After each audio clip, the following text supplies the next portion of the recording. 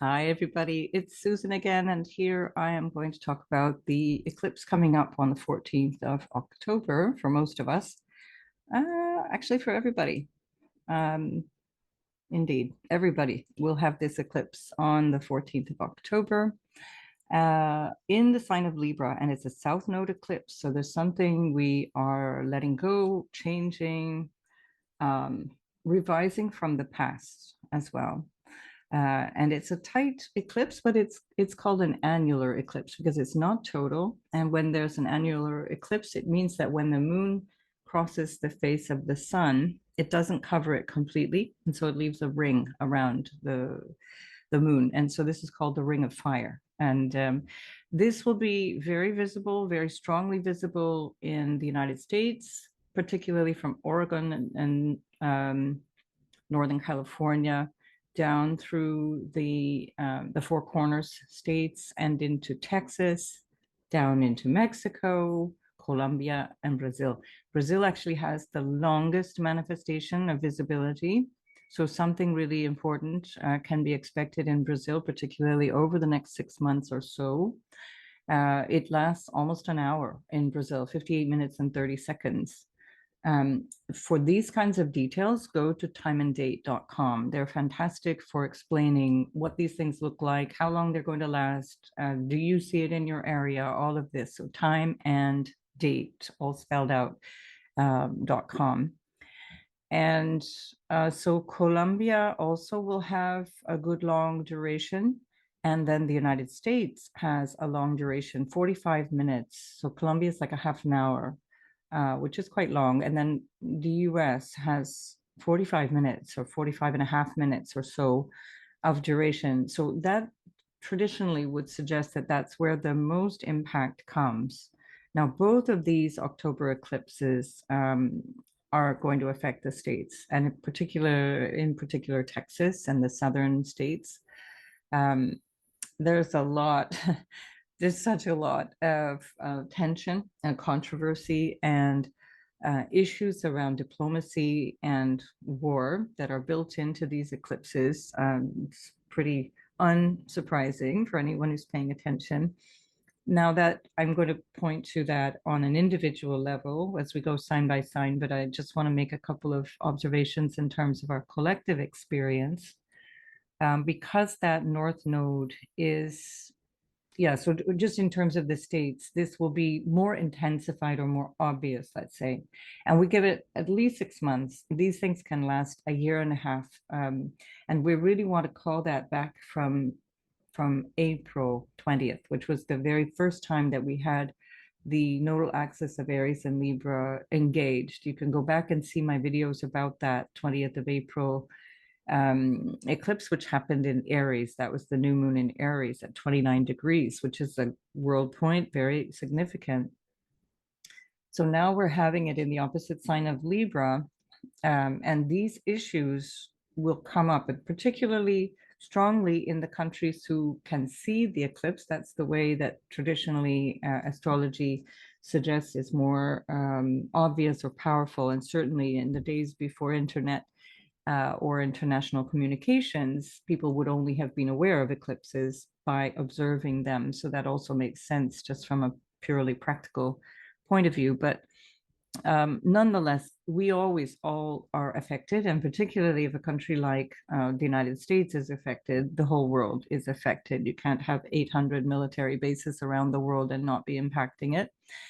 So the US will be feeling this domestically very powerfully. I will be, I promise, doing a look at the Sibley chart for the United States, which is the one I feel resonates most powerfully with these big transits.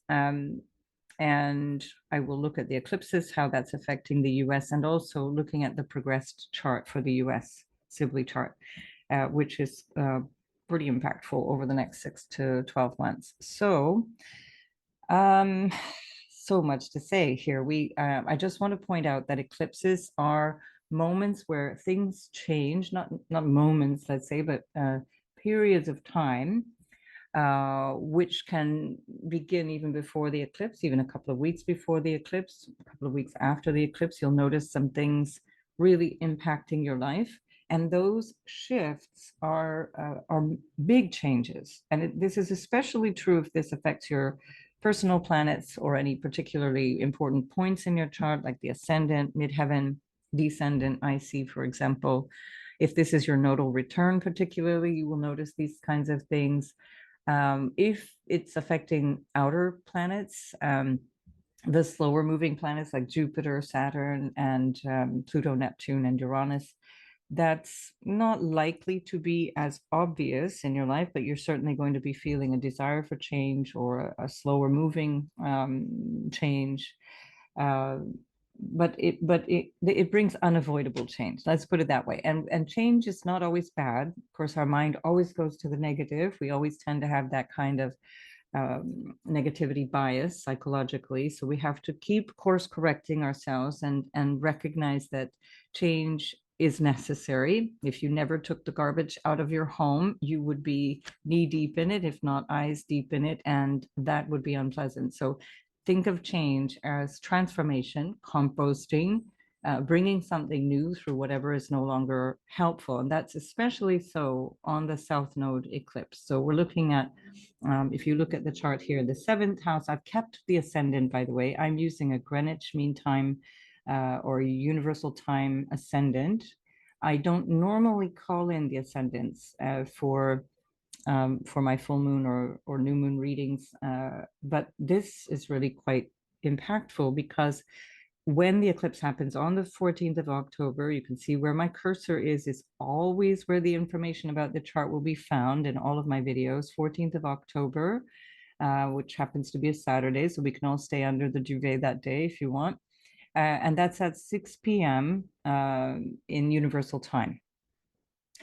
So that's London time or Greenwich Mean Time. And it's, of course, tropical. I do only tropical astrology, except if I refer to nakshatras, that's always going to be sidereal. And I'm using the whole sign chart just again. So you have the whole shebang. And so the ascendant in this case is quite important because it's actually conjunct Chiron, which I feel really adds something to this whole story.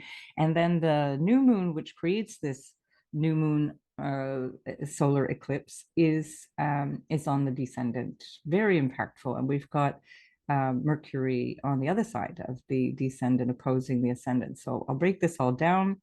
For those of you who are learning astrology or who know astrology, you will notice that there is not an exact degree of this new moon. So this is not a new moon chart. This is the solar eclipse chart. Now, the new moon will be just really very soon after the eclipse, but this is an eclipse chart, and therefore we take the degree of the peak of the eclipse. Okay, so the new moon is happening some minutes later, maybe an hour later. It's a difference of 26 arc minutes of a degree. So that gives us within an hour. So those are the technical details. I'll try not to be too technical because I know many of you are more interested in the interpretation. But what I want to come back to is this notion of tension, this is an ongoing tension. As soon as we are aware or self-aware, we always have this ongoing tension between self and other. So this is not something new or imposed from the outside. It's a conceptual tension. That tension exists as long as we have this notion of separation. So only the most highly evolved among us are living without this tension. And I'm guessing if you're watching an astrology video on YouTube, you're not fully evolved yet. So that's all of us. So we're looking at this tension between myself, my desires, my ambitions, my drives, and what is required of others in relationship to maintain relationship. But with the South Node here on this new moon, we're looking at something that we need to shed. It can be literally a relationship that we need to shed, or it can be a way of relating. Now, this is the meaning. And again, you can go back to the video I did in April about this new eclipse axis with the nodal axis in Aries and Libra. The meaning in general is this awareness of how we engage. Now, collectively, we engage with each other in community, but also as nations, nations engaging with each other countries, regions, even towns engaging with each other. And now this requires a revision. And as I'm doing this, this is just on the eve of the full moon. So I'm doing this on the 28th of September. Perhaps I'll just call in the current transits just to show you where I am. As I'm doing this on the 28th, we've got Mars coming up for a conjunction to the South Node. So it's no longer conjunct at the time of this eclipse, but it's contained within the eclipse energy, because Mars is in a on the 4th of October in a tight conjunction with the South Node. It's only going to last a fleeting day or so because Mars is moving relatively quickly at this time.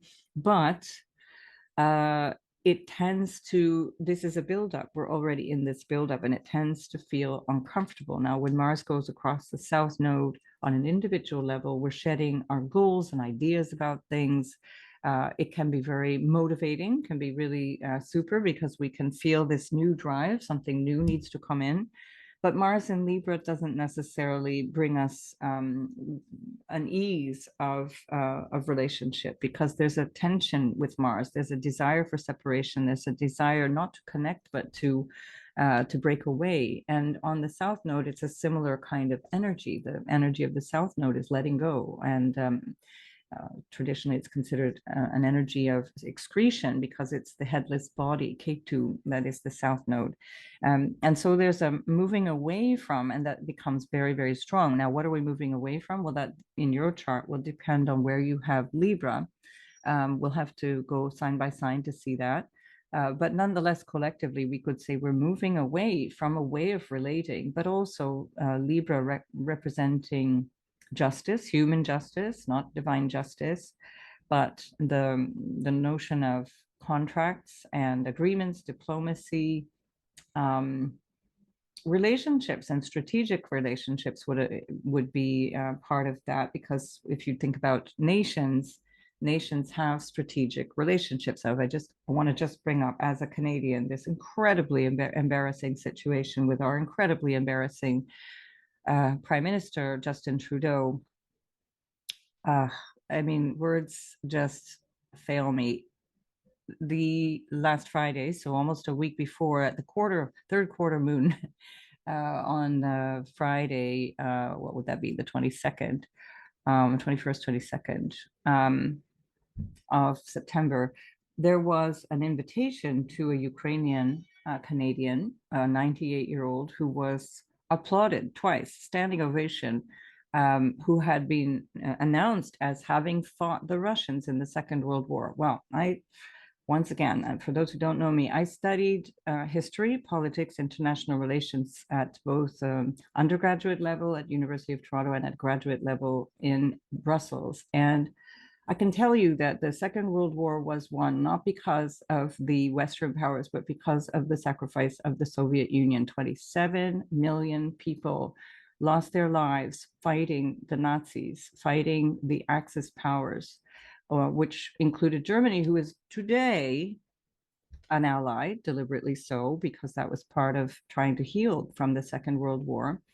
But we are in a situation now where people are so propagandized about hating Russians, and we've been prepping for this now. They've been feeding us Russian hatred memes and ideas for years and years now, most especially strongly since 2016, 2015, 2016, especially because of the US elections and for many, many other reasons that are not directly related to the US. The point being that Russia is being sold to people as a menace. And there's no evidence of that. So I'm not going to get into this discussion, but you want to really just go back into history over the last 70 years and try and understand who has been invading which countries and who has been menacing, especially the last 30 years since Russia had shed its communist history. And a lot of the growth of NATO, a lot of the interactions of the or the propagandization, let's say, of the growth of NATO and even the EU, for that matter, has been based on a fear of Russia. Now we need an enemy. Now here's that axis coming up again, that Libra and Aries axis. We need an enemy to justify war, right? So we have to find this enemy, or war makes no sense. And now, in terms of Russia, this Canadian Parliament celebration of this literal Nazi, man who fought for the Waffen SS in the Second World War, was applauded, given a standing ovation twice, because we are now so programmed to hate Russians that, as the Speaker of the House in Canada, who, by the way, has much less power than the US Speaker of the House. He's just a figurehead. He organizes the sort of Robert's Rules of Order for Parliament. He's not the powerful person that, say, Nancy Pelosi would be, or whoever it is today. I've forgotten the guy's name. It is really about our capacity to be so ignorant and forget history that this man was applauded as opposing Russia during the Second World War. Anybody who knows anything about the Second World War knows that Russia was the greatest ally of the West. You'll see the picture of Yalta, where we have Roosevelt and Churchill and Stalin sitting together in Yalta discussing how to find a solution to the Second World War all together. And Hitler was not in that picture, no, because he was the enemy and Russia was the ally. So again, we just have to keep conscious of what it is that we're being sold in terms of war and peace, who is our friend, who is not our friend. Now I'm going to stop the rant. The point of the Mars South Node in Libra, which is active particularly strongly on the 4th, but still is pulling in this eclipse, building up to this eclipse, which we're seeing still here with Mars at just 1 degree and 43 minutes of Scorpio, still close enough to the South Node. We need to recognize what is our actual aim in diplomacy, in relationships, in working together with people.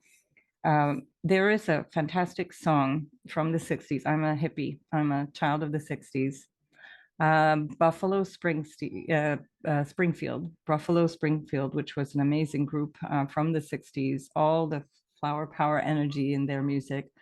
They wrote a song called Stop, Children, What's That Sound? I really invite you to listen to that. I'll put a link to that in the description below this video. I'm going to put the lyrics to that in a pinned comment below this video, because we're going through the same stuff right now. It's telling about our capacity to recognize what is being told to us and what is being done to us compared to what is good and real.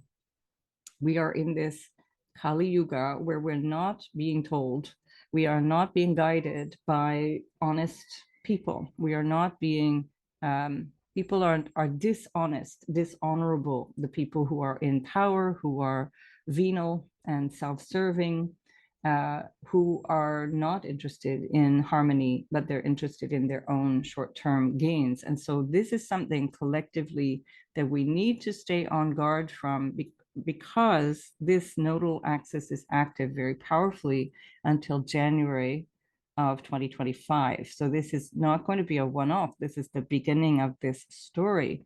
Who is my enemy? Do I even have an enemy? Is there even another? Can I even think of calling somebody other?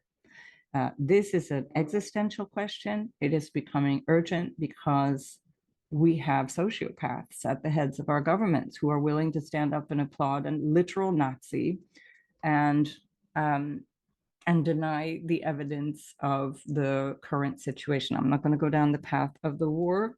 I'll leave that up to you. I've had 35 years of studying that, and I'm not going to go there with the YouTube comment section. Right, I just want to check my notes because I'm rambling a little bit. You can tell I'm getting a little hot-headed. That's that Aries North Node that's going through my 10th house. So let's have a look here. Just to finish with the practical bits of the eclipse, because it might be interesting for those of you who are living in that area. The eclipse is going to be visible, as I mentioned in the beginning, through most of North America and into South America, Central America too. It will be nighttime for the other countries, even if it's passing over. There's no way to see it, say, in Africa any longer, but it will be passing there. Um, do be careful. Do not ever look at a solar eclipse, because even when it's total, there's enough power from the sun to damage the eyes, and sunglasses and cameras won't do it. So you just don't look obliquely at it. There are things that you can use to kind of mirror the eclipse that you're not looking directly, or just watch it online. Don't go outside. In the Indian tradition, they say don't go outside when there's an eclipse. That's one of the things that's quite important to remember. The time of maximum eclipse, so we've got 1800 BST, which is the UTC, and that is so between 5 and 6 p.m. in the UK, in Europe, for example. And in Pacific time, you can start looking from 8 a.m., 8 till 9 a.m. You'll see it most powerfully. But you can start to look 2 or 3 hours before that. So you'll start to notice the eclipse forming if you're really interested in sitting with that and observing it for the longer period of time. It will take up to 5 or 6 hours for the whole thing to manifest. And so it's that would be around 3 p.m. Eastern time that it ends. So 2 to 3 p.m. is when you're going to have the maximum. So let's see. Okay, I'm not going to talk anymore about the technical stuff. One of the other things that is really interesting about this particular period of time, from the full moon that we have on the 29th of September until the period of the eclipse in mid-October, there's an Indian traditional Vedic traditional celebration, which is known as Pitru Paksha. Pitru is family, ancestors. And family, of course, is extremely important. It's our first relationship. So our very first encounter with relationship and with the balance of fairness and so on, notions of selfishness and relationship comes through family. Now, it's interesting, in this particular chart, we also have Saturn in the 12th house with Neptune in the house of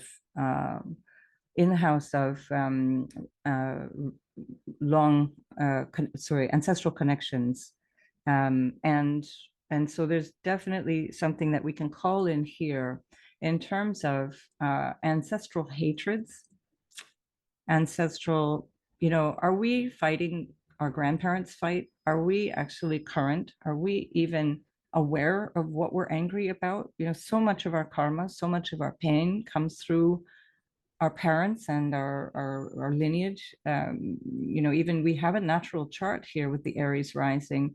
So Cancer is the 4th house, and that is pulling in that new moon even more powerfully into our notion of our lineage and our family. So these are questions that we can sit with at this time of the eclipses, not just this one, but this whole cycle of a year and a half of these eclipses. Are we actually fighting our fight? Is this a current fight? Are we being sold a bill of goods? Are we actually fighting for a just cause?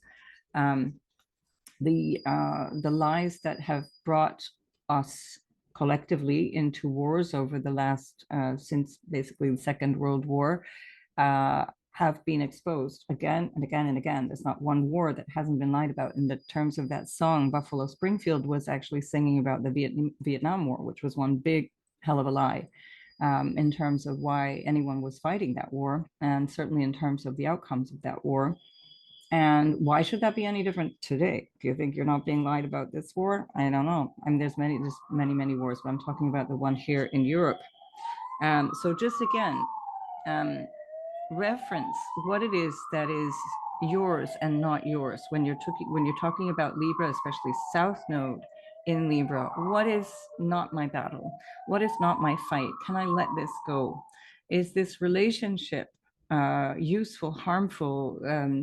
Is it productive? Am I a productive part of this relationship? Am I the problem in the relationship? Often people, when they break up a relationship or they leave a spouse, they think in terms of how they gain and how much they're going to benefit. But we also have to consider that we may actually be the source of immense freedom and growth for the partner we leave behind. It works both ways. So relationships of all kinds need to be on our minds at this period of time. We are interconnected. There's no way out of that. Understanding our selfishness as experienced through potentially through the North Node in Aries, for example, will be the end of us. It'll be the death of us, quite literally, if we don't really sit down and talk. That's that Mercury there in the descendant and Libra.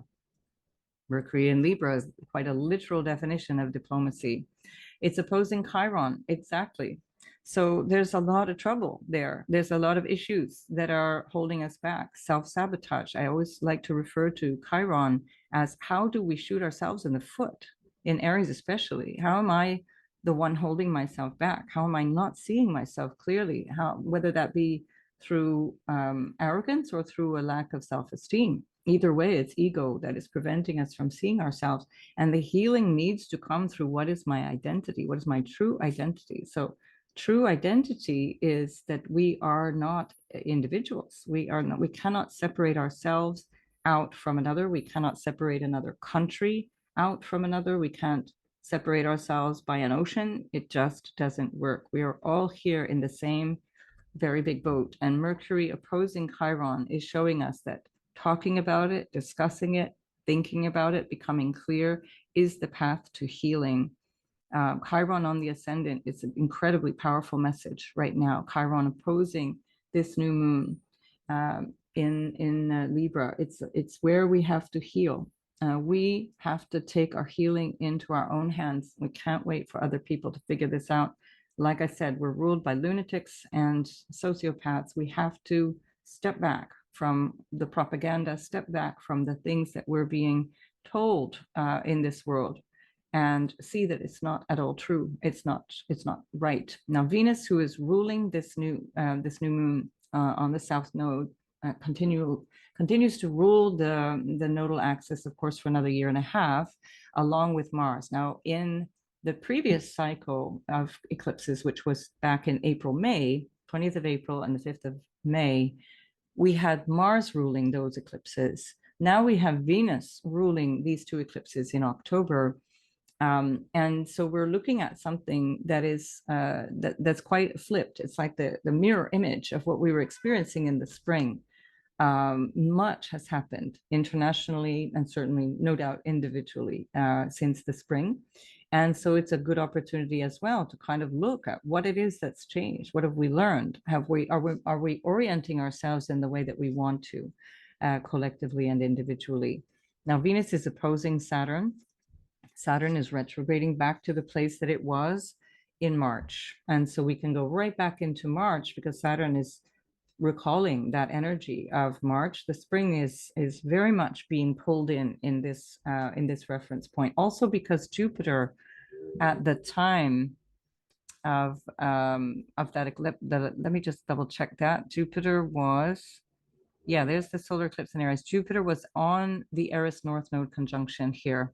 So that spring Jupiter is pulling in this North Node here. So what did we decide that we wanted? What did we want to do in the spring? How is that manifesting now? So that's another way of looking at this eclipse, because the nodal axis has to be seen constantly in as a tandem. They can't be separated out, just like we can't be separated out. Isn't that a beautiful metaphor?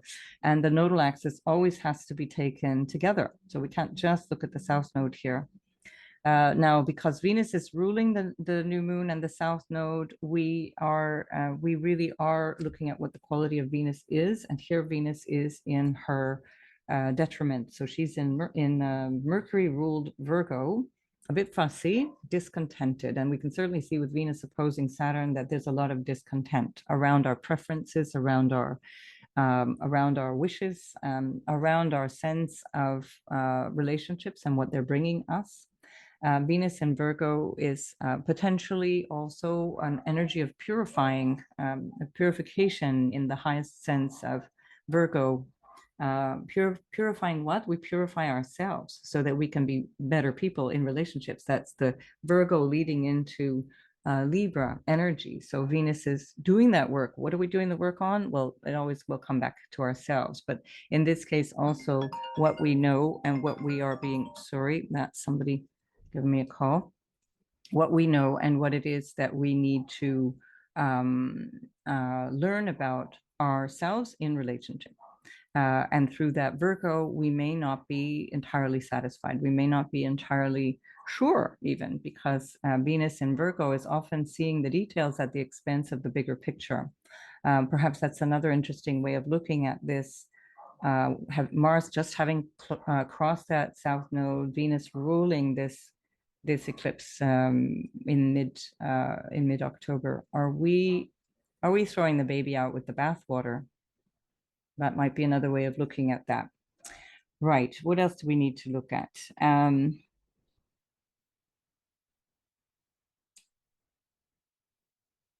We have Eris, of course, still. Eris has been for a while now, conjunct the North Node. Pretty much since the spring, it's been a tight conjunction since May, June. Continues to be really through the end of the year. Eris on the North Node is another message of dissatisfaction. Eris represents where we feel unheard. And I think this is something also to keep in mind, that we collectively do not feel we have any power. Now, here's another way of seeing that, is that Mars is ruling that Eris North Node, and it has been through the whole of the spring, where Mars has been moving through multiple signs, but is now currently in a very powerful place in the 8th house in Scorpio, in this particular chart that I'm using, again based in Greenwich.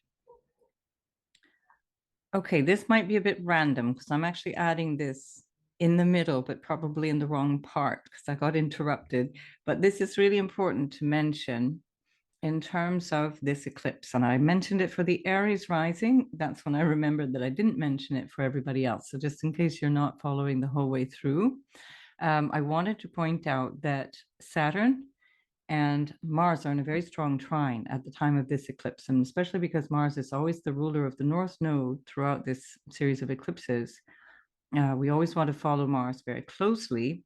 Saturn is opposing Venus, which is the ruler of the South Node, where the eclipse is happening now. And Venus and Mars are sextile. So what does that mean? Mars Saturn trines brings an enormous amount of determination and drive, stamina. It can lead to something that, especially because Mars itself is in very strong dignity in its own sign, it can lead to something that's quite long lasting, quite powerful, but it can also be overpowering. Um, it's all in the application. And so keep that in mind with reference to everything that I've just said. We will get back, I promise, to Eris on the North Node. That's what I'm interrupting, I think. But I just wanted to make sure that this was pointed out. Mars is also in a square to Pluto. So that square to Pluto is not perfected, it's out of sign, but it's still a very significant energy, because Mars was just in the week before the eclipse was exactly squaring Pluto, and that's also really volatile. It's an intensity. It's building up a lot of frustration and anger.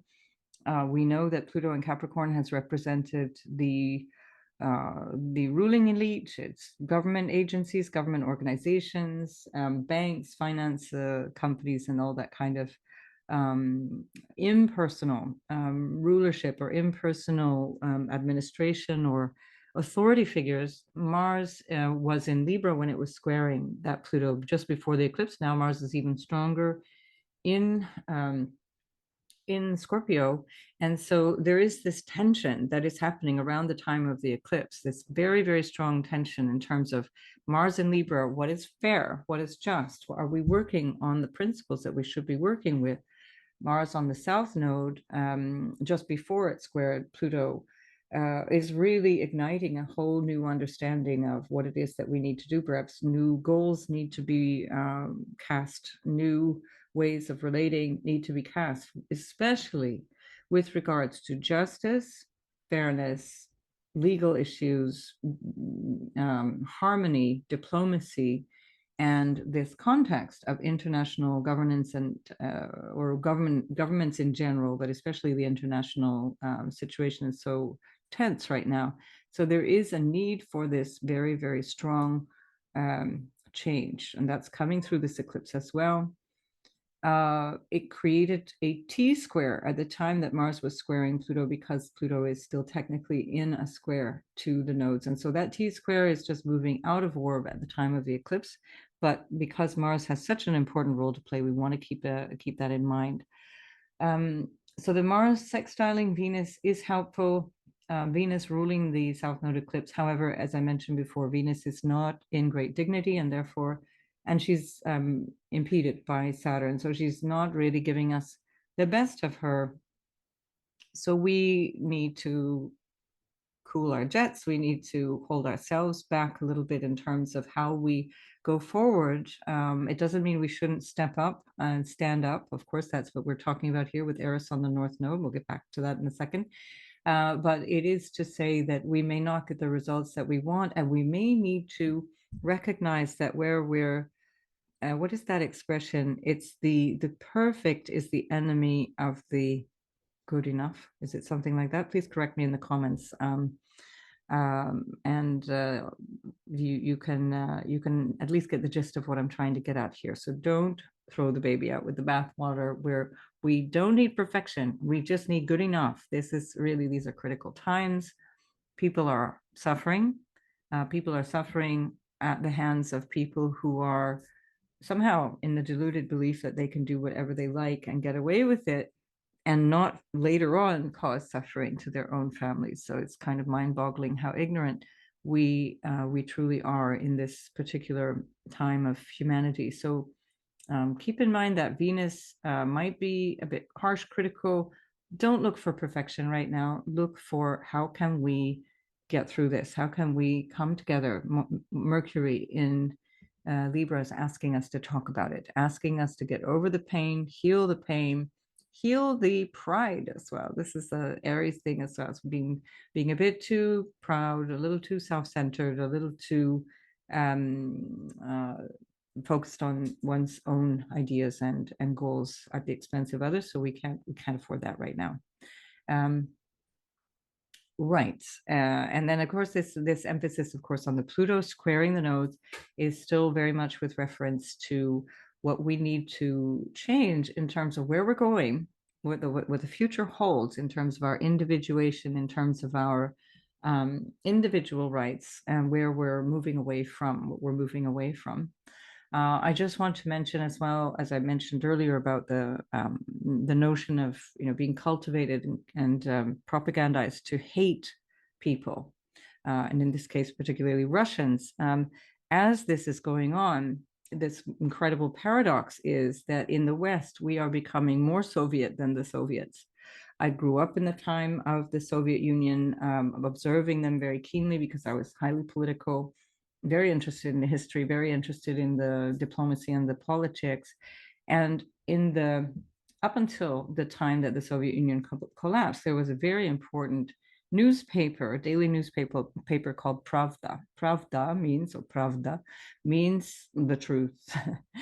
And Pravda wrote anything but the truth. And this is literally what mainstream media has turned into. And so it was almost like this crazy scenario where we in the West, we'd be observing this, and people even in Russia, they weren't stupid.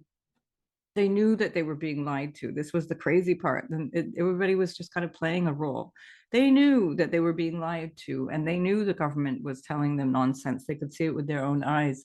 They weren't stupid. They weren't fooled by this. They just were subjugated by it. Don't let this happen to us. It is currently happening. We're going through a period of time where the dumbing down is very, very dangerous, where people are quite sheepishly going along with a narrative that has no foundation in reality.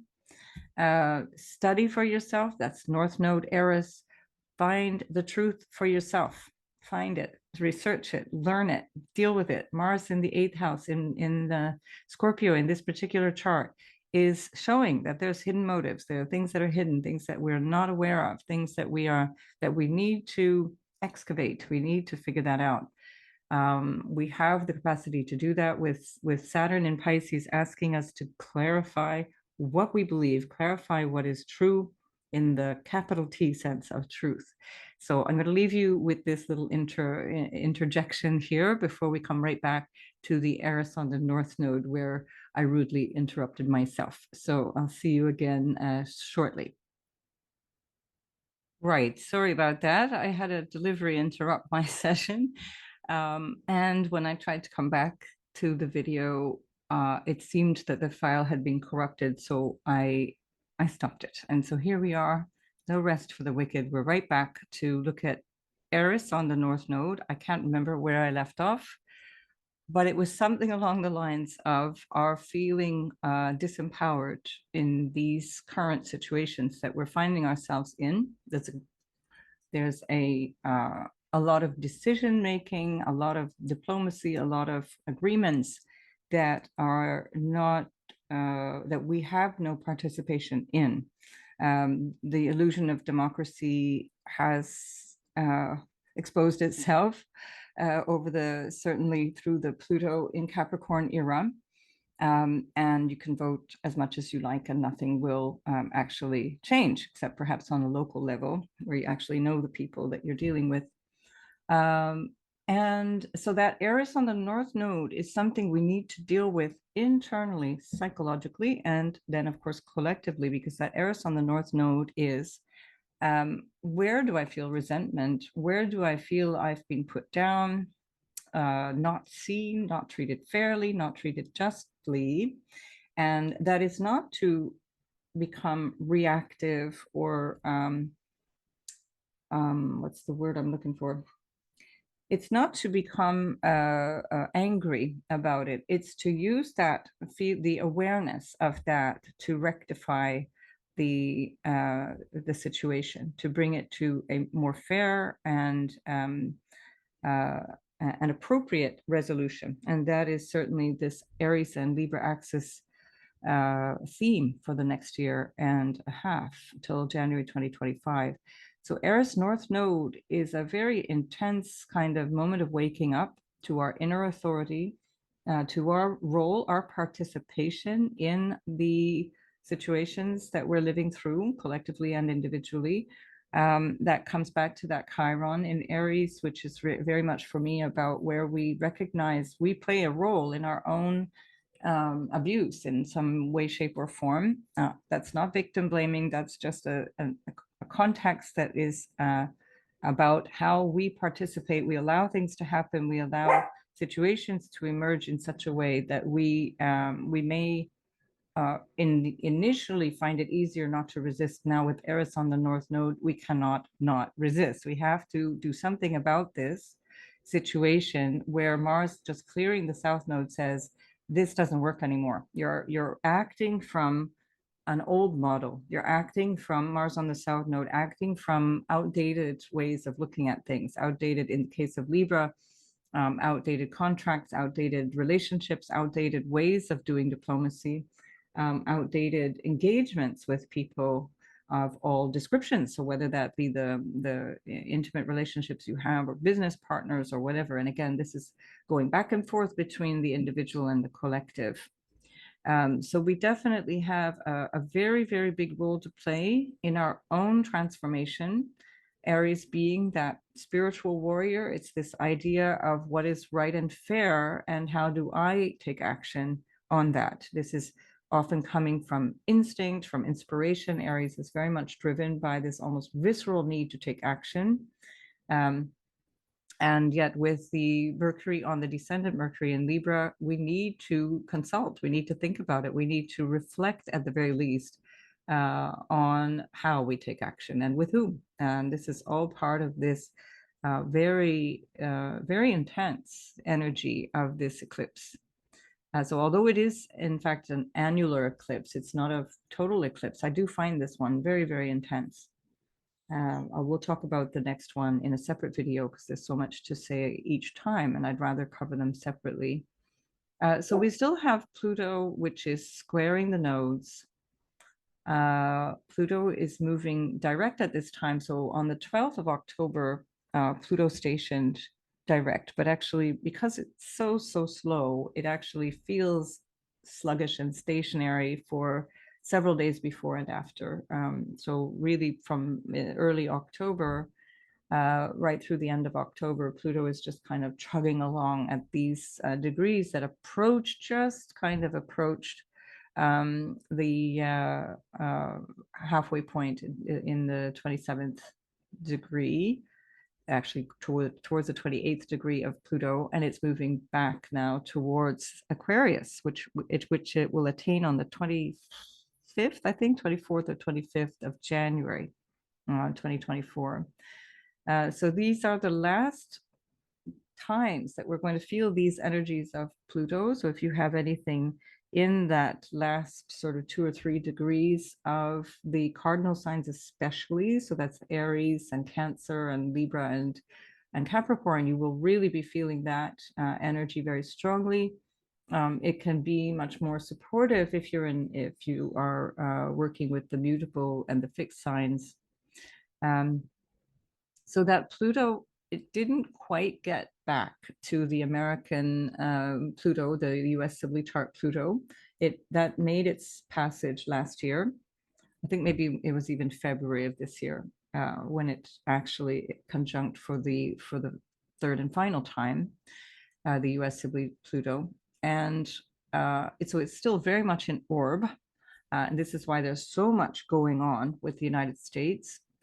And I'm going to look at the US Sibley progressed chart, where we're going to find that Pluto is actually not yet coming up to that progressed point. So we're going to find that happening, believe it or not, on the 6th of January, 2024. So I'm going to leave that discussion for another video. So just to say, the caca has not quite hit the fan yet in terms of the Pluto return of the United States. It's not quite finished. The job is not quite finished. 2024 is going to see a little bit more of that. So I'm going to leave all of this general description for now, because there's quite a lot. Have I missed anything just before I ramble off? I'm going to leave it because I think we've covered the most important points. So let's go sign by sign and have a look at how each ascendant, sun, and moon sign are being affected. So this is the eclipse message that we'll start with. Of course, Aries, that's very handy because the ascendant is already in Aries. But in fact, just to clarify the chart, I'm actually going to clear away a couple of the points here.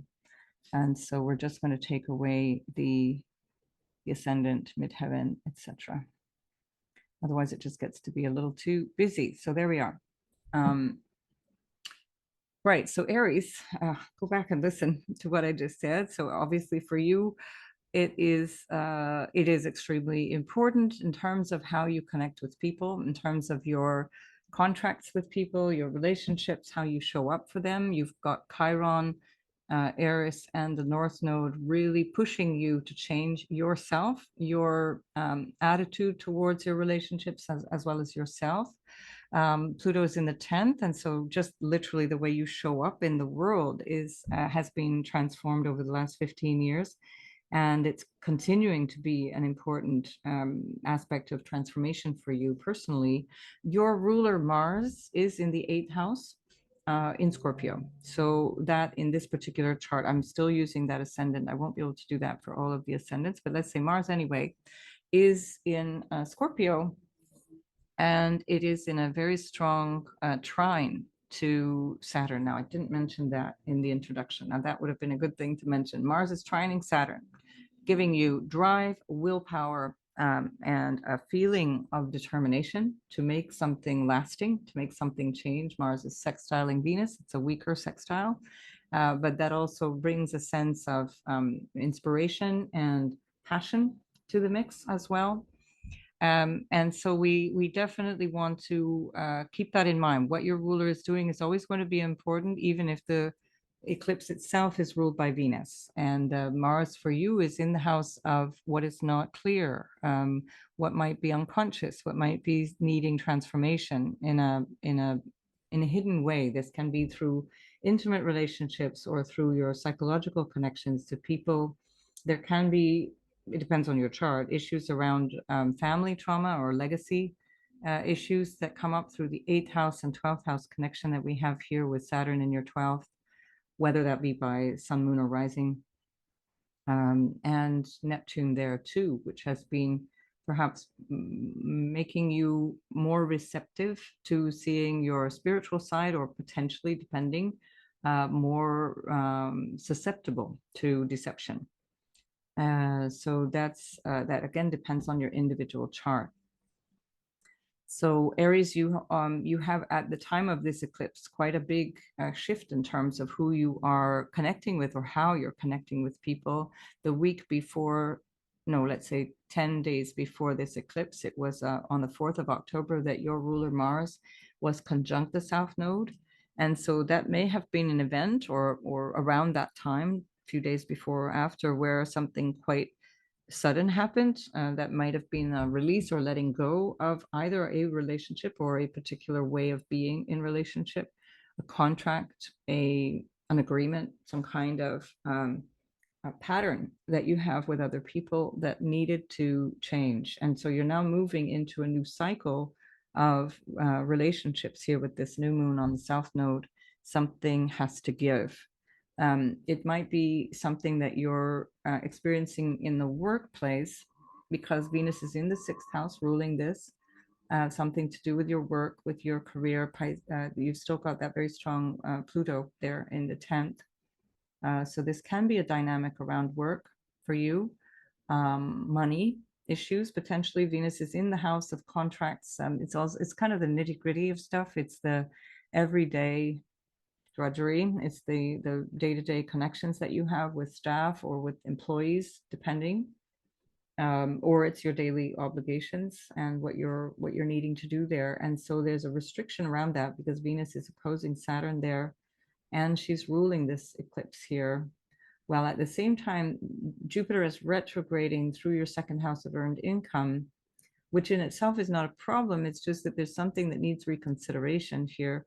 Uranus is also retrograding.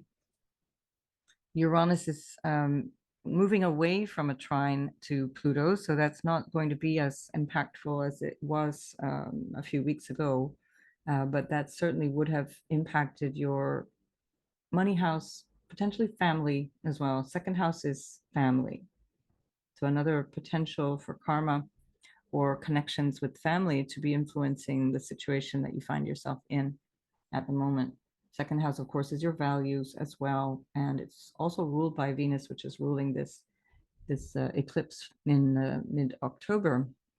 So there's something here that might require revision, which is going to contribute to this new understanding of connections and relationships that are both personal to you, but also potentially professional. This could even, if you just give the example of somebody's working with clients, this can be that you decide that there's a way that you've been working with clients that's just really not working for you, that you haven't been honoring yourself or your own needs with all of this energy there in Aries. And so you maybe fire some clients. I've done that in the past, where it's just really got to happen, where you've got to recognize when people are abusing your kindness or your time or whatever, and there's time to say no, you can't come back, or even that you are just changing the infrastructure around how you deal with them, because there's that Pluto there in the 10th, how you show up publicly with people.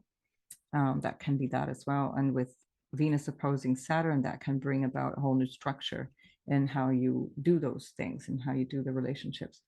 Right, I would need to see your individual chart to be able to be more clear, but so those are some ideas to think about at this time. Think deeply about your role in relationships. Think from the perspective of the other, particularly, especially because that Mercury is there asking us to really consider that, and Mars going through your 8th is asking you to consider what is going on in shared areas of life, whether it be shared resources or intimacy, etc. It's time for you, Aries, to think a lot about the other, but with the context of how am I showing up for myself? So there we are. Good luck with all of that. Of course, wishing you the best at the time of this eclipse, and I will see you in the next video to see what the next eclipse is going to bring. Taurus, this is happening in your sixth house of everyday work, health, obligations, or things that might cause some kind of restriction on your time, demands from others, service to others. And so there's something here that, especially because it's ruled by your ruler, Venus, in the fifth house, you might be seeing something that can be not working so well for you, so that you need to do something a little different. If it's a health issue, for example, you might need to go towards a more spiritual understanding of yourself. Venus in the fifth, it's the 12th from this eclipse, and so there's some potential for loss and shedding, especially because that south node is on this, it's a south node eclipse, and so there's something you're letting go of a potentially a health issue, which would be fantastic. You do have Jupiter going through your first, so there's this helpful robustness to you personally at this time. But since Uranus has been going through the first, that also can leave you feeling a little bit wobbly because things are changing all the time since spring of 2018. 2018. So you may be feeling less than solid. Taurians, of course, like to feel that ground beneath them and feel solid, and this will not probably not let you feel that kind of solid feeling. And so that sixth house, if it does represent obligations towards others, you might be realizing that you've been giving a little bit too much away. Venus in the fifth can have you realize what it is that you want in terms of your creative expression. This can also refer to children. It's a Mercury ruled fifth, and that Venus in the fifth can be with regards to children. There may be something in terms of your relationship with your children that is going to be changing, adjusting, needing to show up in a different way. But it's done in such a way that it's not a surprise in terms of the context of what's going on.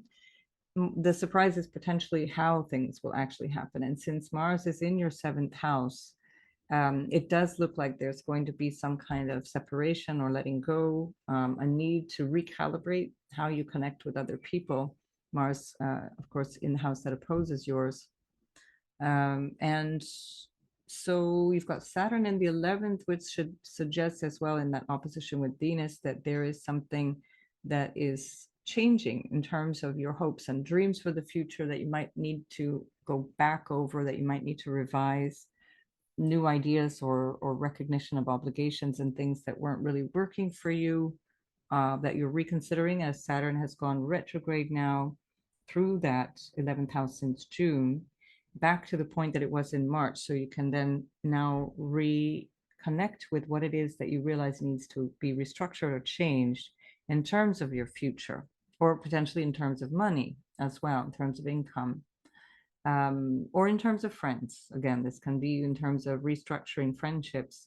Mars is trining that Saturn from the seventh house of friendships.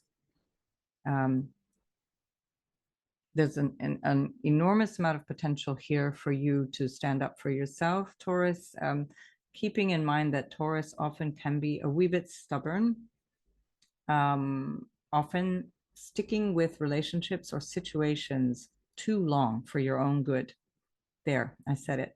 So it's time now. Maybe you get the shift that you need, this movement towards something that will bring you, kind of snap you out of a particular relationship or a way of being in relationships, a way of showing up for other people that may allow you to feel that you can now gracefully move on, because you don't like to disrupt, and that can actually be a problem for you. So this disruption, you can work with it. You can try to generate a situation which allows it to be a little more graceful, or you can just let it happen, and then you'll have to deal with it one way or another.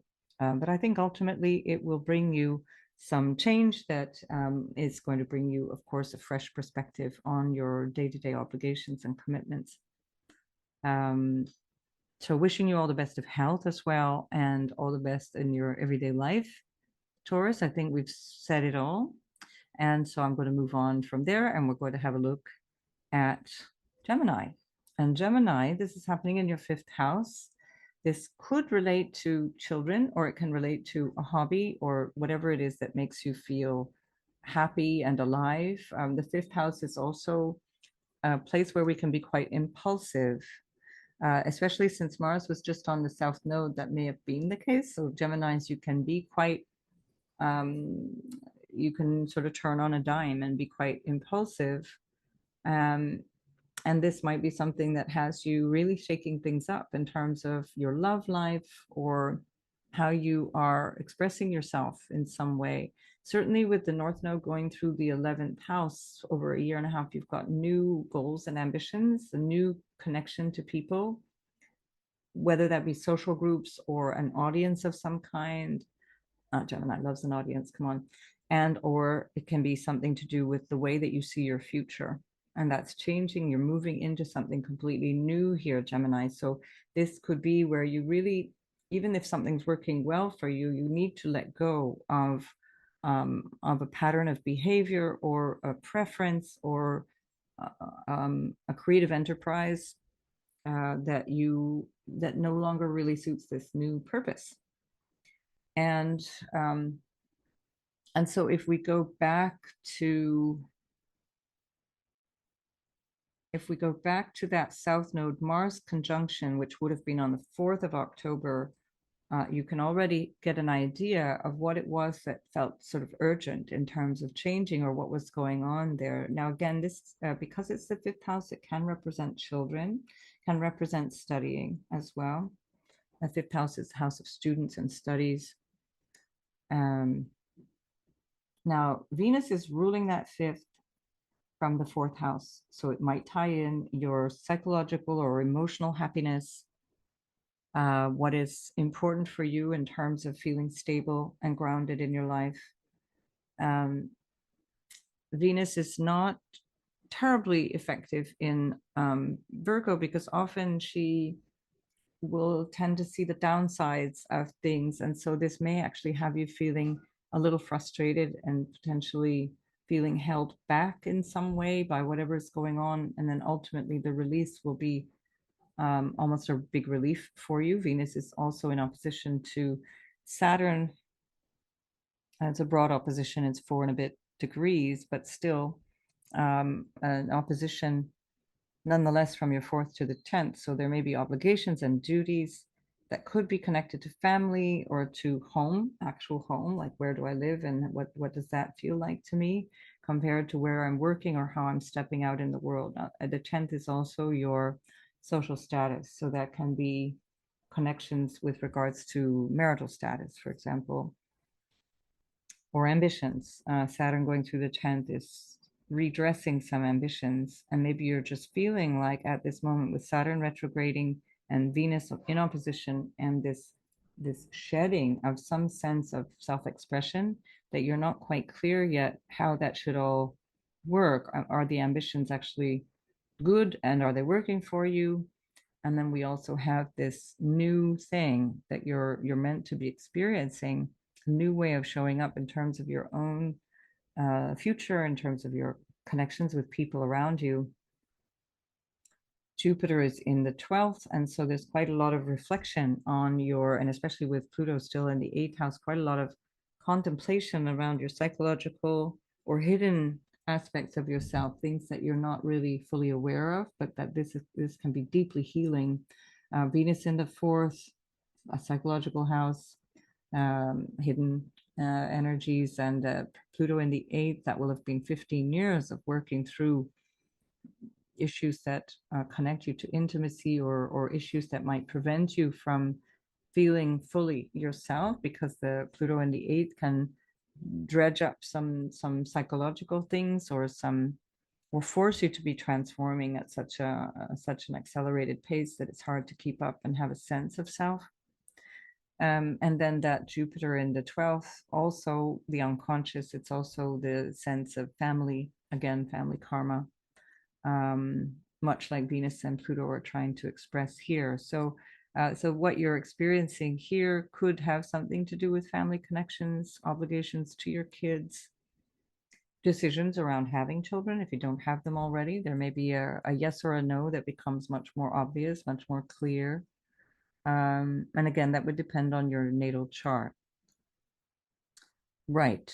So once again, I do need to see a personal chart for any of these things to be certain, but I do hope that not much of that resonates with you, Gemini, and I'll see you in the next video. Cancer, this is happening in your fourth house of home. Where do you live? Where do you feel secure? Do you feel secure? Is there a sense of finding a base, finding an inner base, a psychological base, finding security in the surroundings and the people that you're with? Because of course, still even though it's in the fourth house, it's going to be with regards to connections, how you connect with people. Potentially there's something here that is with regards to the foundations of your life changing in a way that even you were not prepared for, or that you weren't ready for, or that you weren't expecting. This can be, the fourth house again comes from family. It comes from your immediate family, but also your family of origin. So there might be some unexpected development there. That is, not entirely out of the orb of expectations. If there's issues with parents, the fourth house, 10th house axis is parents.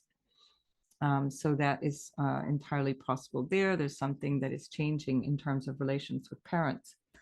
And you might be moving. That's an obvious way of looking at this, with the south node sweeping through the fourth house. At any time, that's often a desire. It's a need for a big change in terms of the family unit, or in terms of the people you live with, or in terms of the actual property and home that you own. That can also be something that connects you to ancestral healing, or your own psychological and emotional nature, your own happiness, for example. That you realize there's something you may have been clinging on to, especially with that Mars passing over the South Node in the first week of October, where you might be realizing you've been operating from a different place, a place that was no longer relevant for now in the way you feel. What you need psychologically or emotionally can be shifting in a very big way. Venus, which is ruling that fourth house, is in opposition to Saturn from your ninth. The third house is neighbors and neighborhood. And so that also calls in, and then it's also siblings as well, and skills that you have, language skills, people skills, technical skills, all of that is pulling in that Venus from the third to the fourth. This is also about communication, conversation, how to connect with people. And then that's in opposition to Saturn. So there seems to be some obstacle, and that obstacle might be coming from what you believe. Again, questioning that, doubting that, not being clear on that. With Saturn retrograding back to where it was in March, it would be good for you to reassess what it was that was important, or what you were acting from in March in terms of that Saturn. It has to be said, Saturn in the ninth is not super problematic. It's always slightly challenging, but it's less problematic than in other parts of the chart. And Saturn in Pisces too is actually almost welcome, in the sense that it's a possibility to restructure, to make more solid, more real what you believe, what is important, what is your sense of purpose. The ninth house is purpose. That's why the sun is so happy. It's the joy of the sun, the ninth house, because the sun is also about your purpose. And so, of course, that north node, which is that constant polarity between the nodes there, the north node is pulling you into your ambitions, into your social role, let's say, into how you connect and socialize, how you manifest your career. If you're not working, it can be a vocation, or it can be a change of a role in your life. Retirement, even. It doesn't mean you have to be in a paid employment. The 10th house is what you do in society. How you show up is the 10th house. When you open the door to your home and step out, that's the 10th house. And so so this can have a big shift in terms of your role. This does include a certain amount of awareness around yourself, your needs, your potentially anything that's holding you back in terms of self-esteem. Um, you do have Jupiter really supportive in the 11th house of friends and money that you earn from the thing that you do. And you just had Venus there in the second house of money for 4 months. So you're pretty clear now about money, much more so than before. Although I think with the South Node eclipse in a Venus ruled sign in the fourth, it's be careful not to be too extravagant. Venus in Virgo does not like extravagance. She does the bookkeeping. She's not into bling and spending. She's out of Leo now. And she's going through all the things that she regrets going through Leo. I'm teasing. That's just a little nudge at the Leos, but it's indeed Venus in Virgo is all about becoming clear around the details, clear around bookkeeping, around finances, around the everyday stuff, around communication. She's very precise, very supportive. But this could be where that impulse, where the Mars impulse, that is the Mars on the South Node, might cause some kind of regret. So keep that in your mind. Of course, that Venus is also ruling your 11th. And so that can also be where Venus is contributing in some way to a new way of seeing how your earnings or how your role in the community or in your, the groups and the people that you connect with for your work or for politics or for a hobby or whatever, how that all is panning out. So Cancer, it looks like there's quite a big, deep shift. This is an ongoing thing. Again, remember, it keeps going right through from July 2023 through January 2025. So it's not just a one-off, but if you have any plans or positions around this, the third decan of the cardinal signs, that will show up even more powerfully. So good luck, Cancer, with everything. This, of course, the moon is your ruler, and so eclipses and this kind of lunar activity will always play a major role in your experience. And so take it easy, relax, don't push yourself. You can be the one to hide under the duvet. It's happening in your fourth house. Just stay home with a nice hot cup of tea, and I wish you all the best. I'll see you in the next video. So Leo, this is happening in your third house. This is your siblings. It's your willpower, what you feel motivated by, actions that you want to take, as well as skills that you have.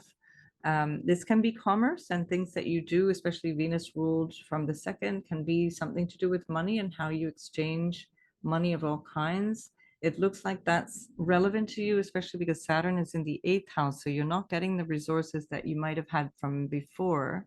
There may be a feeling of not having the support since March that you used to have, whether that's material support from others or even moral support. So you're kind of going this alone now. There's something that needs to shift here. You are going in a new direction, Leo, in terms of your sense of purpose and what it is that you want from life, what you even believe about life. This is the house of your philosophy and what you believe. And with Jupiter in the 10th, it looks like your ambitions are growing, but Jupiter is retrograde now until the end of the year. So there might be some revision required.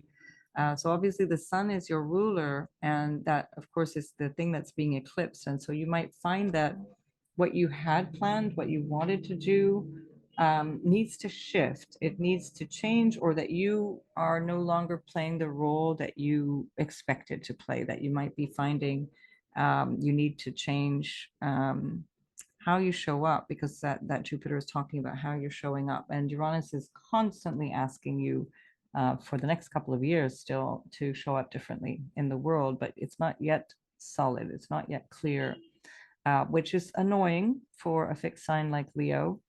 You like clarity, you like things to be controllable and predictable, and I'm afraid you're just not going to have that around eclipse times, and especially not with Uranus in the 10th. What else have we got for Leo? So Mars is in the fourth house, so there can be some turbulence in terms of your emotional sense, or your sense of your, again, connections with the people around you. It's always still the theme of relationship is always at play, even if this is in the third house where the emphasis might shift a little bit, potentially commercially, but you can only do commerce in relationship to others. This can also be about skills and artistic skills, because Venus is in the second and this is all happening in the third. So if you're one of those creative Leos, then this might just shift your way of expressing your creative arts. You might decide to use a different medium, for example, do something a little different. Now, third house is where it's your everyday environment. It's the people you connect to on an everyday level. So that might be shifting. And with the Mars in the fourth, that can also show that there's some kind of potential for not feeling comfortable, not feeling happy, feeling dissatisfaction, either with the conditions at home, or you might even just be feeling like you want to renovate or feel like you need to change something at home or deal with issues that come up at home, sort of urgent things that come up at home, plumbing, whatever. It's Scorpio.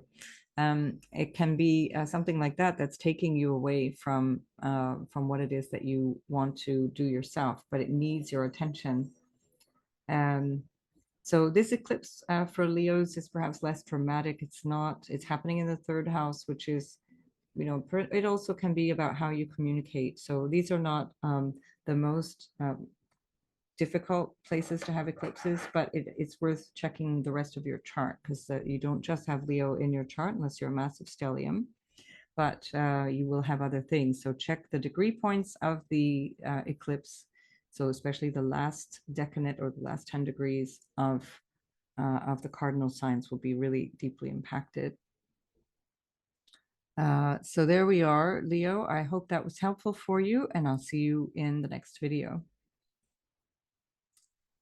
So Virgo, this is in your second house, and that, of course, is all about money. It's everything that supports you. So it can be issues around your finances, your investments, family potentially as well, how you see your financial status, any issues that need to be clarified around money, because you do have the eighth house, the North Node going through the eighth house. So there's definitely a lot of attention being placed in resources that come from other people.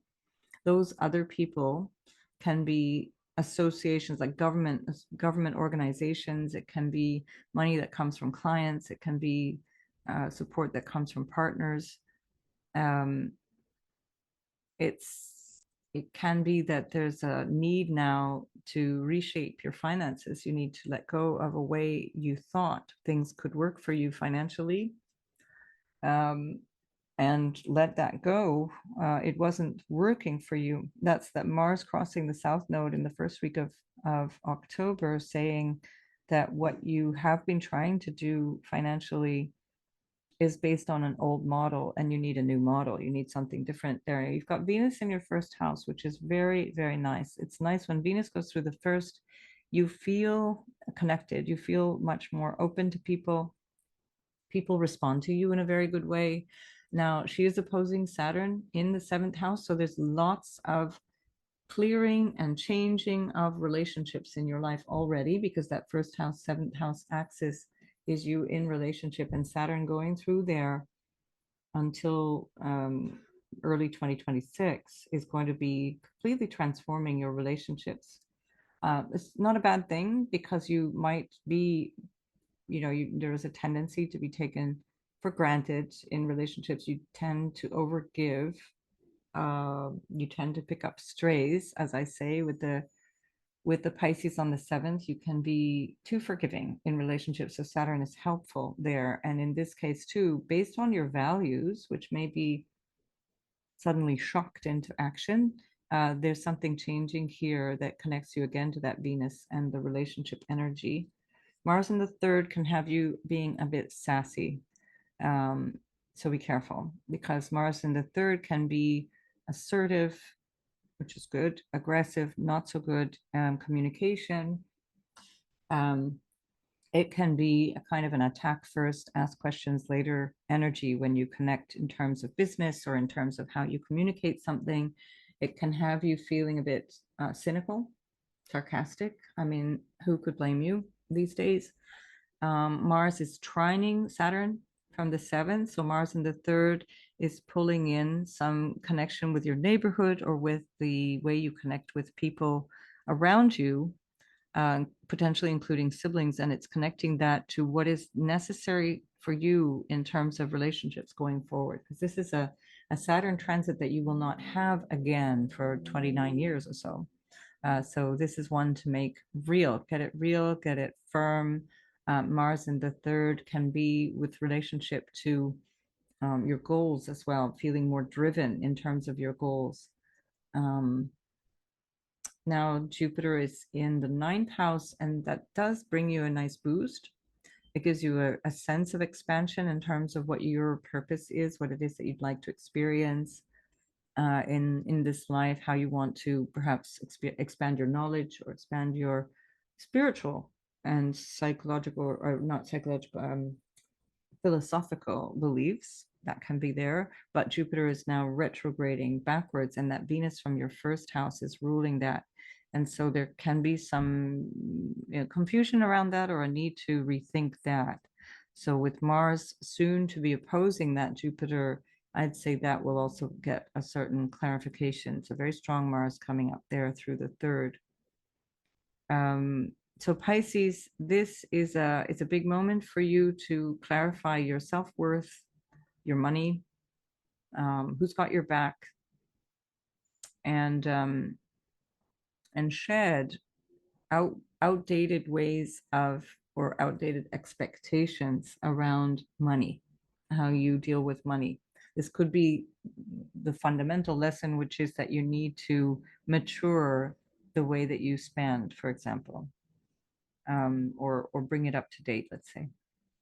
Not a good time to get into debt, and not a great time to loan money, especially around eclipses. Don't do that. And especially with Saturn in the 7th. Okay, there you are, Virgo. I will see you in the next video.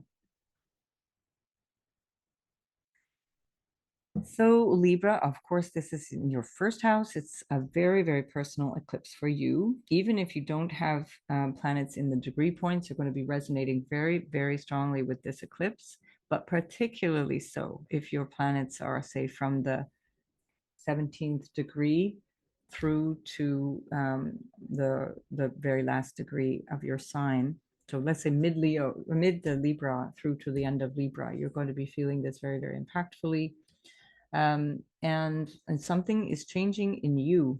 It's going to affect all of your most important areas of life when the 1st house is affected. So this is you, that's yourself. It can be a change of role that you see. You're identifying yourself in a different way and putting much more emphasis on how and with whom you connect, how you show up in relationships. You're realizing something here. With Mars on the South Node, there was a strong impulse for change, a strong need to show up differently, potentially even through a feeling of being fed up. You've had Pluto moving through your 4th house, which is churning for the last 15 years. Quite a lot of how you are at home, how you feel psychologically, your psychological peace of mind, your happiness, all of that is very, very strongly being transformed as Pluto goes through that 4th.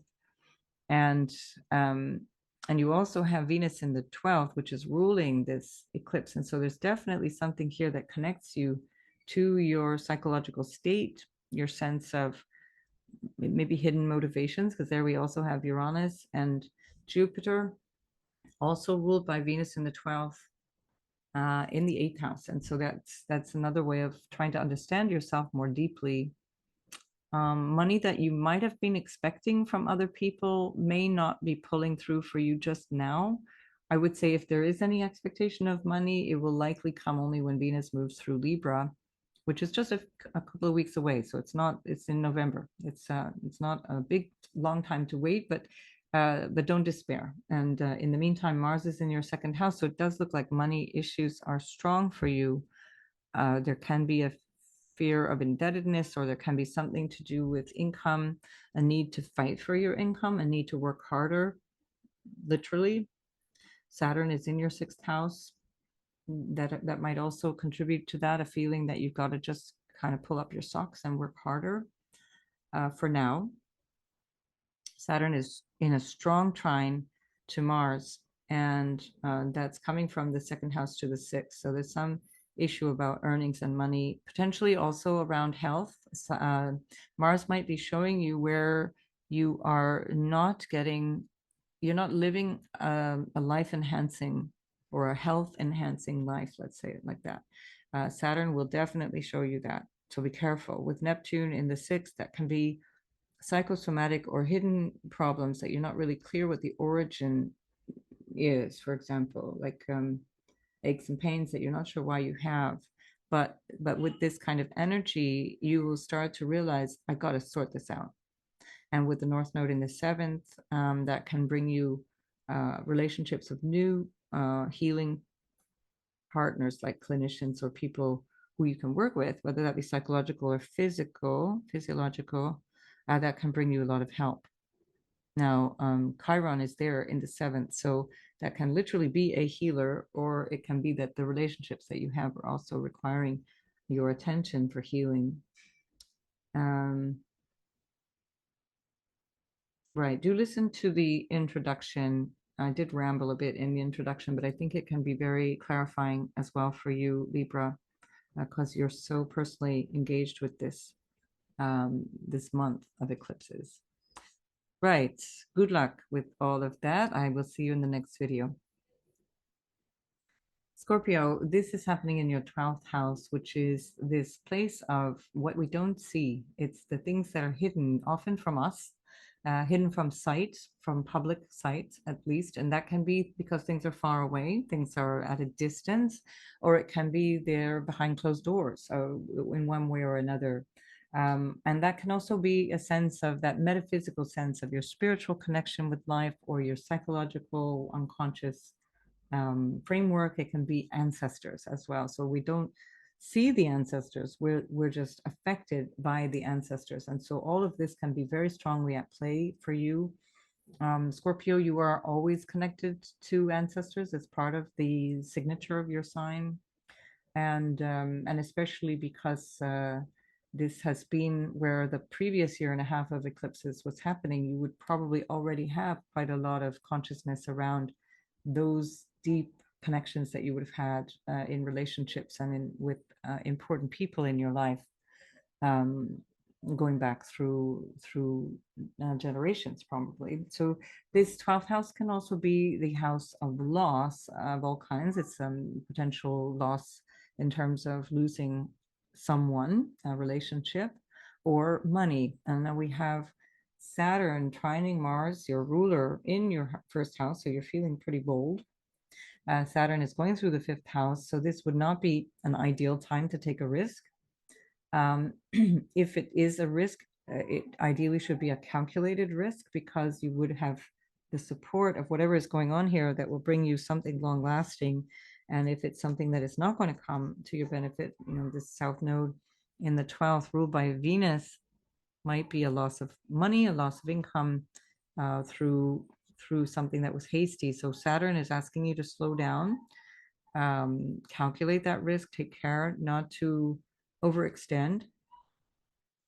You can do that better, let's say, when the South Node has cleared the 12th, because there is a sense of potential loss when the South Node is in the 12th.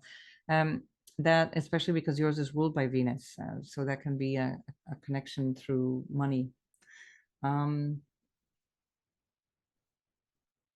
you also have Chiron, Eris, and the North Node in the house of healing and illness, in the house of chores, let's call them, the drudgery of everyday life, the stuff you have to do, the contracts and all of that stuff.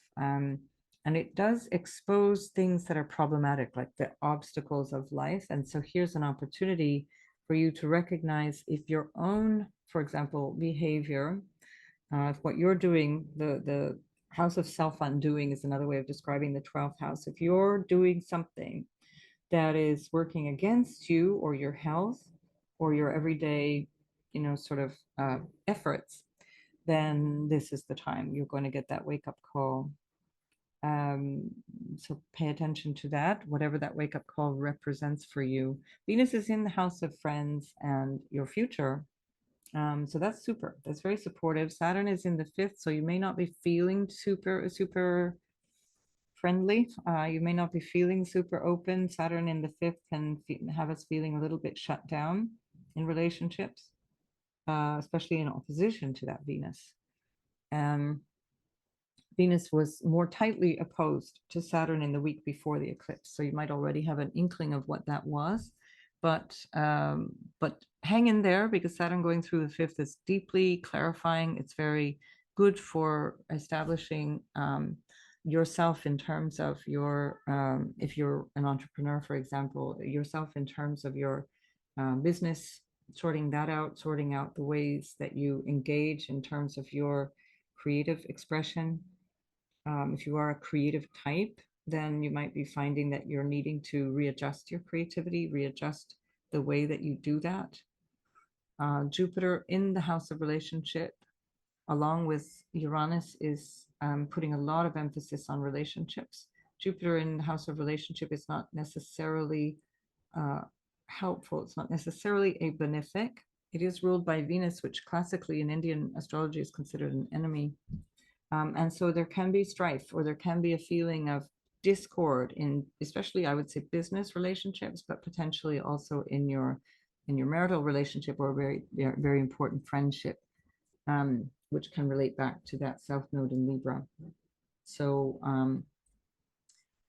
Jupiter, of course, can expand relationships. It's not to say that you can't have a perfectly wonderful experience with Jupiter in the seventh, but that again depends on the quality of Jupiter already in your chart, and especially the quality of Venus in your chart, because Venus is ruling Jupiter now. So I'll leave it at that. It's impossible to really give you too much explicit detail without seeing your natal chart. So you can book a session if you're finding that some of these things are resonating.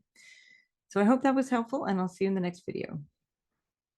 Sagittarius, this is happening in your 11th house of friends, your future, your goals. These look like they're changing quite a lot. There's a lot of shifting, perhaps shifting away from a source of income, perhaps shifting away from relationships or friends, or the way that you connect with people. You might be even shifting away from what feels like a political belief, or a political or judicial circumstance. Something has changed abruptly there. Something will be changing there, certainly, because it's going to be a long passage of the South Node, or K2 going through the 11th. Mars was just moving through there, so that can have you feeling super dynamic in relationship, but it can also be a cause of separation, or a cause of strife. It can have you being so bold and so outgoing in relationship that you pull yourself apart from others. That can be one way with Mars going through the 11th. And Mars is ruling the fifth, so there's a lot of energy there in your fifth house of self-expression, children, creativity. Could be, let's take the example of somebody who is now desiring to have children, or who has children, where the emphasis now is on the children and their needs. And it's definitely shifting with that South Node eclipse in the 11th. It's like, yeah, sorry, socializing, just put that on hold for a moment, because you've got kids now. Or at least the way that you might socialize, that can show up in terms of your overall sense of what is your dream, because now the dream is changing. You've got kids, and that's the new focal point for you. That depends on your chart, and a lot of other aspects of the through the planets as well. But that's just one example of that North Node pulling your attention in. The fifth house is also house of study, sports. So it can be where you feel competitive. There might be a new sense of competition, a new sense of purpose and drive in terms of a hobby that you have. Well, the 11th house is changing the field of how that's happening. It's changing the context, because now you're doing something different. So it can, if it's reflecting an income, and with the Venus there in the 10th, it could be relationships at work, especially because Jupiter is there in the 6th, pulling in quite a lot of emphasis on your everyday life. What do I do? How do I do it? With whom do I do it? Your work day, your schedule is becoming very preoccupying. Remember that Jupiter is your ruler. Sagittarius, and so you always want to track Jupiter in your chart. So that Venus in the 10th might be recalling something about an income or need for negotiation, need for thinking about your sources of income. And the eclipse is saying, yeah, what you thought that should look like, it's no longer that. It's going to change, and let it change, because remember, as Mars cleared that south node, it was telling you that whatever is going on here is outdated. It's not relevant anymore. You need a new set of goals. Something new needs to shape up here. Speaking of goals, you're going to have Pluto moving through your house of goals. Fifth is also a set of it's goals as well, in a slightly different way. But the third house is also your skills, and so Pluto's moving in there. Use this opportunity before Pluto shifts in your third house to really establish, what is my future? What do I want? How do I make money? What do I need to learn? How do I need to manifest new skills through the third house to appease and to adhere to that transformational quality of Pluto? So good luck with all of that, Sagittarius. I will see you in the next video. Capricorn, this is happening in your 10th house of career. So the moon has drifted into the 11th. We're going to ignore that for now because I've just been moving the dial. So we're just focusing on your 10th house here. That's where the eclipse is happening for you. And that's significant because it suggests for Capricorn that there's quite a lot of change in terms of your ambitions, in terms of your social status, or in terms of the work that you do, even the vocation, if it's not paid work, the thing that you feel is important to you, how you show up in the world, or you could call that your social role. Your social status could include marriage, going from divorced to married, going from married to divorced, going from single to married, etc., etc. So all those things, or even going from not being a parent to being a parent. That's possible, especially because Jupiter is in your fifth, and that would be very strongly connected to having children. Especially because Venus is also in a lucky house. Venus, the fifth is a lucky house. Venus is in the lucky house, the ninth. Mars is in a lucky house, the 11th. So if you have children, that's lovely. That's a beautiful expression of this. If you're about to have children, or if you're expanding your family, or if you're thinking about having children, then jump in, because this chart would support that beautifully for Capricorn right now. It can also suggest that whatever your children are dealing with is shifting in a nice way, or more supportive way, or that they are finding your support valuable. Your ruler is Saturn, and Saturn is in the third house, and Saturn is in a strong trine to Mars. Saturn is not trining the moon. It's just because it accidentally slipped into the 11th as I'm turning the dial. So it's Mars is trining Saturn.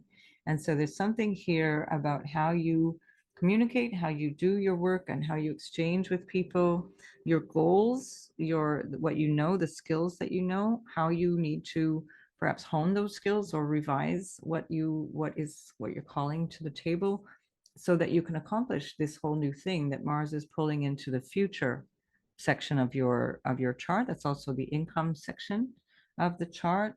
Mars rules your 11th house. So Mars is in Scorpio, very strong, ruling that 11th house. When we think about Capricorn, one of the qualities of Capricorn is to be slightly misanthropic. Misanthropic means that they don't really like people. So they're sort of grouchy. And one of the reasons is because Mars rules the 11th house, and it's kind of like saying, would you just please go away? Now, that's not all Capricorns, of course, and certainly not all the time, but it's just an explanation for those of you who are in astrology. And so you might be feeling particularly grumpy, grouchy, antisocial with Mars going through your 11th, or in that Capricornian way, again, excuse me, the desire to control groups that you belong to with that Mars going through the 11th. Now, that can also give you a strong drive in terms of your income and the way that you earn money from the thing that you do, which looks like it's changing.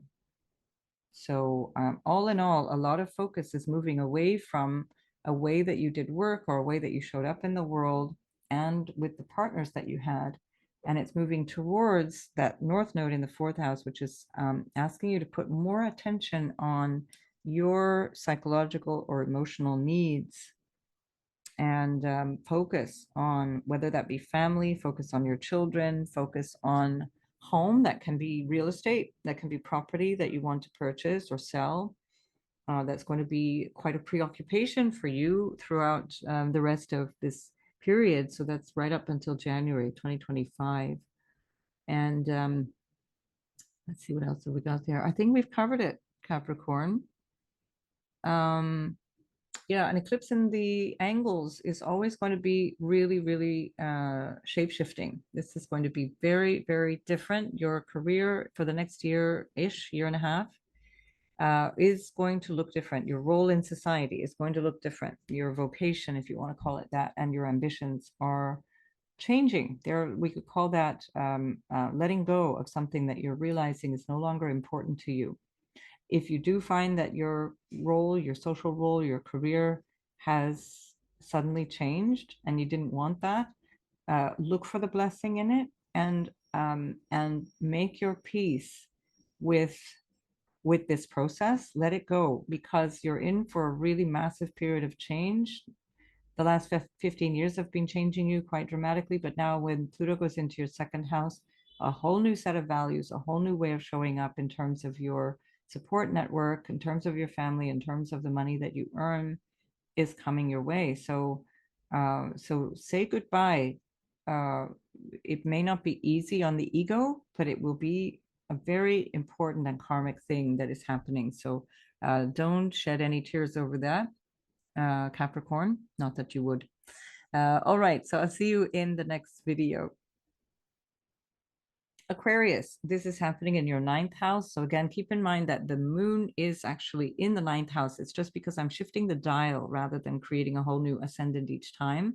And so the moon indeed is not conjunct Mars. It's actually conjunct the sun and the south node. That's what's making this eclipse.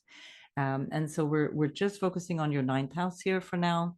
The eclipse in the ninth house is suggesting that your sense of purpose has changed or will be changing quite dramatically. Perhaps that's connected to either an ambition in terms of where you live, or a desire to live in another region or another land is changing, or maybe a sudden opportunity comes up and you're like, okay, gotta let go of whatever was going on. We're moving towards this now. Something can be coming up in terms of fathers or counselors or mentors or teachers, important teachers. That could be spiritual teachers as well. Something that is changing there for you, Aquarius. With Mars in the 10th, there's a lot of energy around your drive and ambition right now. So a lot of the area of your career is really highlighted at this time as well. And so perhaps with the Mars ruling the North Node in the third house from the 10th house, you're having to reassess what you know how to do, your skills, for example, or potentially the way that you communicate. Mars in the 10th can be a little bit feisty with higher up, with people who are like in your chain of command, as it were, bosses or authority figures. So that might be changing how you're showing up in the third house in terms of your communication. Try not to be too gruff. This would not be a good time for you to do that.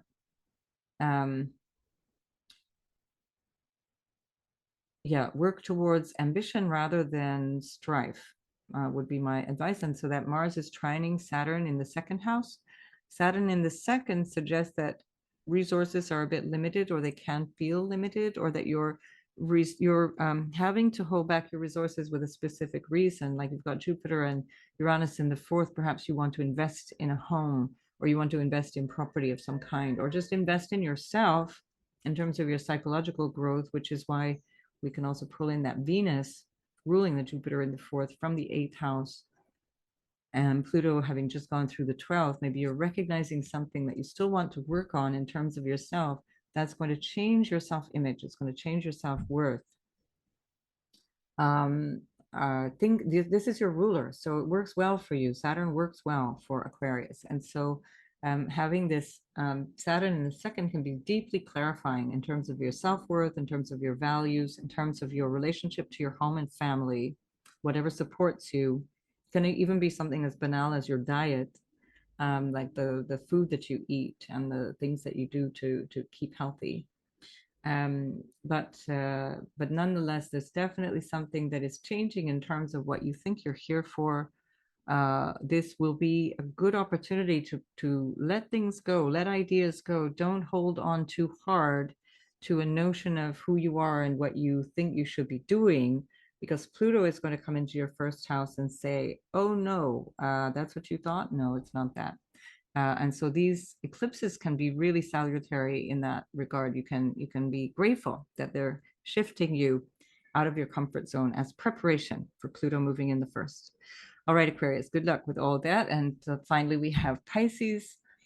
Pisces, the eclipse is happening in your eighth house of intimacy and shared resources, something that you're letting go in terms of it can also be fears, unconscious mental and psychological issues. Um, it can be the house of profound transformation. So when the South Node is in the house of profound transformation, you're getting it like a double whammy. Basically, this is a double effect. Um, Pisces, you're pretty good at rolling with it. Again, it depends on individual charts, but just roll with it. Don't cling on to anything here. You've got Saturn in the first, which is asking you to stand tall, to realign yourself with what is who you are now and what is your role now, who you need to be for yourself, who you need to be to stand up for yourself. Saturn in the first can give you a lot of responsibility or a certain gravitas that wasn't perhaps there for a while, or at least in this particular context, um, which can be helpful. And with that South Node eclipse in the eighth, it can be that you're letting go of a form of support, or it can be moral support or connection with even therapists that you might think, actually, I'm done that cycle. I don't need that thing anymore. I don't need that um, healing. I don't, not that it's over, but just at this moment, it's like I that's no longer good for me. I don't need that anymore. And you're just letting it go. And so it can be money oriented, of course, because it's ruled by Venus. Um, and it can be relationship oriented. Now, Venus is in the seventh house of relationships, so that tends to bring a lot of harmony in relationships. Although Venus is not super comfortable in Virgo, so she's not on her tip top best. She's also opposing Saturn, and Saturn is can have her feeling a little restricted, like you're being polite. You have to be polite. That's fine. It's not going to last very long. Venus is very quickly out of the orb of opposition of Saturn. And Venus is always helpful in the seventh house, even if she's not super comfortable. So as Venus is ruling that eighth house, it can be that you're letting go of relationships or intimate connections with people. And again, it can be about resources, clients, even can be the money you get from clients that is changing. The way you receive money is changing, and now you need to be more independent. For example, with the North Node in the second house, you need to, in any case, for this next year and a half, focus a lot on your own self-worth, how you earn money, which is deeply tied to your sense of self-worth. Um, what supports you in general. This could be that family becomes important to connect with. Um, Possibly that is also investments, that you might be deciding, actually, I really need to make new investments. Mars is in the ninth house. We're going to ignore that moon there because the moon should be here with the sun and the south node. It's just because I've been moving the dial. So the moon is not conjunct Mars at the time of this eclipse. It's just the Mars here in the ninth house is showing you a new sense of drive and ambition and purpose in terms of what you believe to be important and true for you.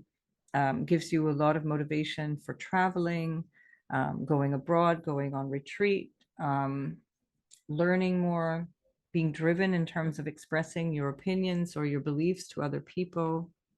That's not usually super problematic for Pisces. But it's tied to your values. So something here in the ninth house of your beliefs and your aspirations and your sense of purpose, where Mars is pulling into that second house of your newfound self-worth, income, what supports you, with the North Node there in Aries. Now, Jupiter's in your third, so there's a lot of toing and froing around local issues, your neighborhood, friendships, cousins, siblings. And Yeah, siblings are also 11th house, especially elder siblings. So your elder sibling is changing quite a lot. That Pluto is still there up in the 11th until it moves in January into your 12th. So this might have something to do with siblings as well, where there's some new connection, a new way of seeing them. But this is your ruler, Jupiter, in the third house. So there's a lot of communicating, a lot of curiosity, a lot of connection around that. Maybe a new way of having to exchange in terms of your work. The third house is a commercial house as well. A new way of just meeting people. Jupiter in the third is meeting people, having lots of conversations, connecting with people in lots and lots of ways. Venus will soon to be trine that Jupiter soon after the eclipse, less than a week after. Venus will be in a trine to Jupiter from the 7th to the 3rd. So you could be having some really interesting connections through relationships of all kinds, especially through the local environment that you're in. So Pisces, make the most of this. Remember, your mutability helps you to shed old ways. So don't fear. This is also about letting go of fears. Don't fear. Let go of that and allow the new supports to come in. There are new supports coming in for you with the North Node in the second house. So I wish you all a fantastic eclipse. I hope that you feel that you are being shifted into something that's more real for you, more steady, more important, and you'll keep growing in that direction until January of 2025. So all the best, Pisces, and I'll see you in the next video.